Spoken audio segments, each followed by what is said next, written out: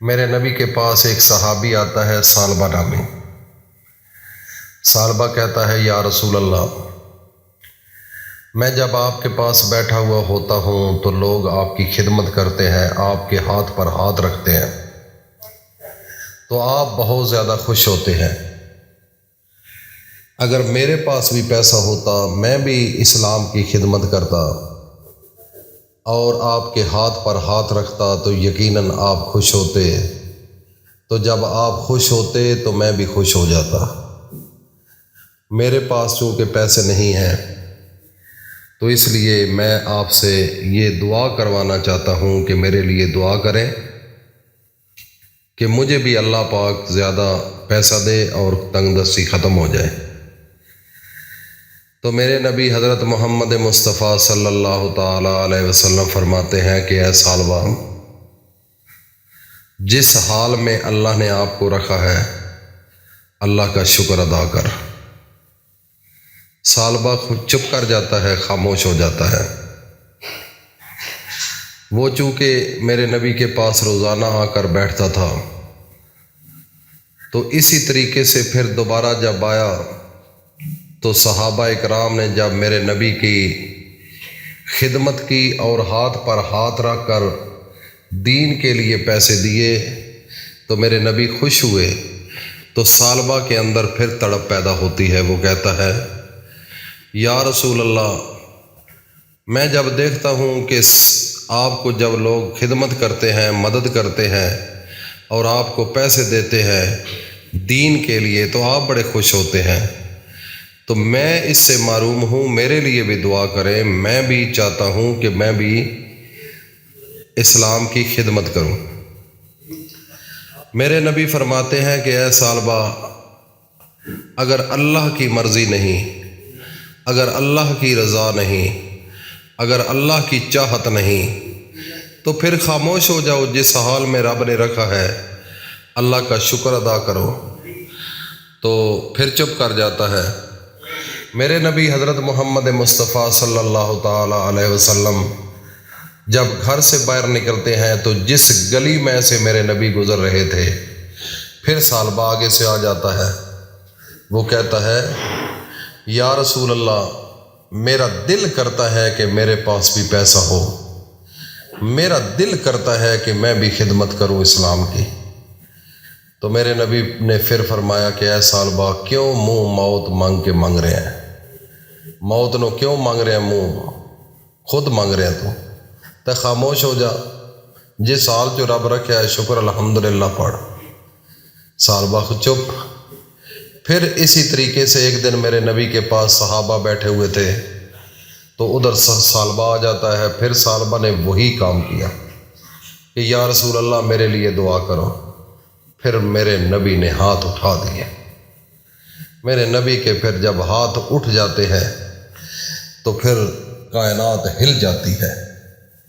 میرے نبی نے دعا مانگی کہ میرے اللہ ثعلبہ کی مالی پوزیشن کو بہتر کر دے، مال دے اس کو، اس کے دل کی جو خواہش ہے وہ پوری ہو جائے۔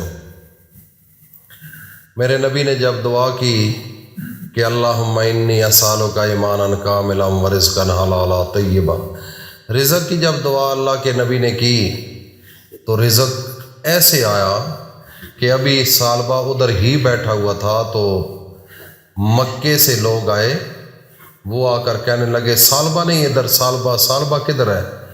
لوگوں نے کہا کہ یہ بیٹھا ہے۔ ثعلبہ کھڑا ہوتا ہے، کہتا ہے میں ادھر ہوں، کیا بات ہے؟ وہ لوگ کہتے ہیں کہ اے ثعلبہ، آپ کی جو بکریاں اور بھیڑیں تھیں وہ سو رہی ہیں، وہ بچے پیدا کر رہی ہیں، وہ اتنی ہو چکی ہیں، دوڑ کر آؤ، دوڑ کر۔ پھر ثعلبہ دوڑ کر جاتا ہے، کیا دیکھتا ہے کہ وہ مال پیدا ہونا شروع ہو گیا، مادہ سے اتنا مال ہو گیا کہ مدینے کی چراگاہ کے اندر بھی نہیں سما سکتا تھا۔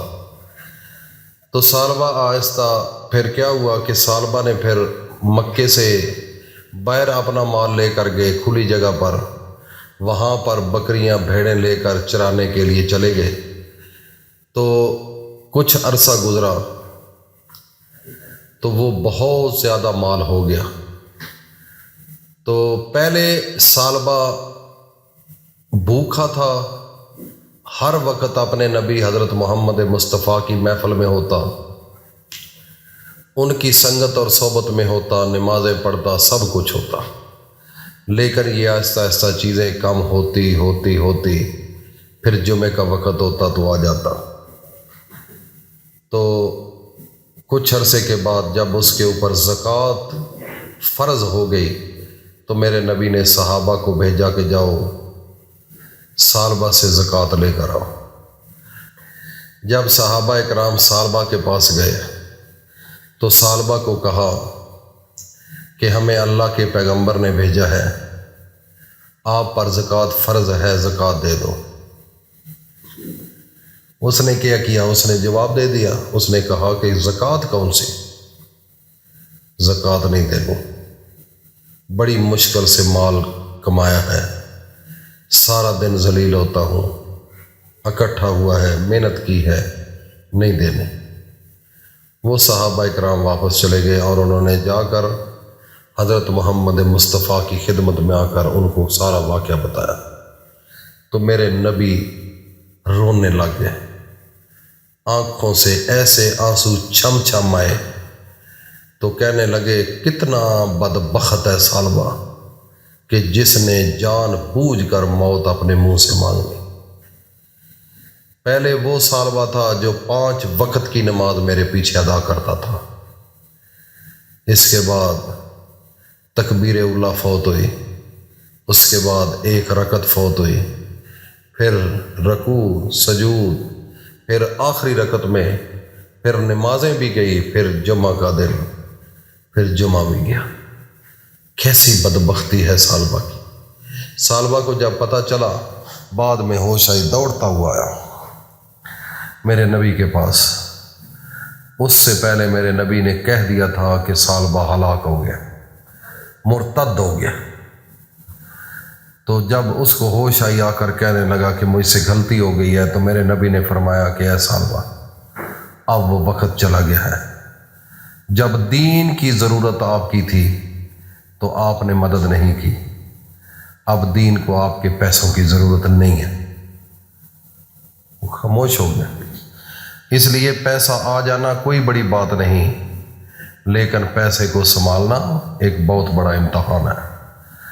اس لیے ناظرین، دعا مانگنی ہے تو اللہ سے یہ بھی دعا مانگنی ہے کہ میرے اللہ اگر ہمیں پیسہ دیتا ہے تو اس کا استعمال بھی ہمیں توفیق دے کہ صحیح ہو جائے۔ آج 2 ذی الحجہ ہے، منگل کا دن ہے۔ قرآن کے اندر ایک آیت ہے، آج منگل کے دن نماز مغرب کے بعد اول و آخر 3 بار درود شریف پڑھ کر لا الہ الا انت سبحانک انی کنت من الظالمین آپ نے 33 مرتبہ پڑھنا ہے۔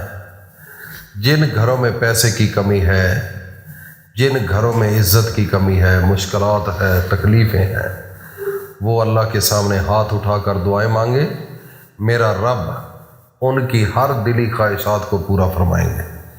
چھوٹا سا عمل بتایا ہے، انشاءاللہ آپ کی زندگی اس سے بدل جائے گی، اور انتہائی مجرب اور طاقتور وظیفہ ہے۔ اس کو آج ہی کرو کیونکہ ضروریات زندگی ہے۔ آج اس دور کے اندر اگر پیسہ نہ ہو تو انسان کوئی کسی کی قدر نہیں کرتا۔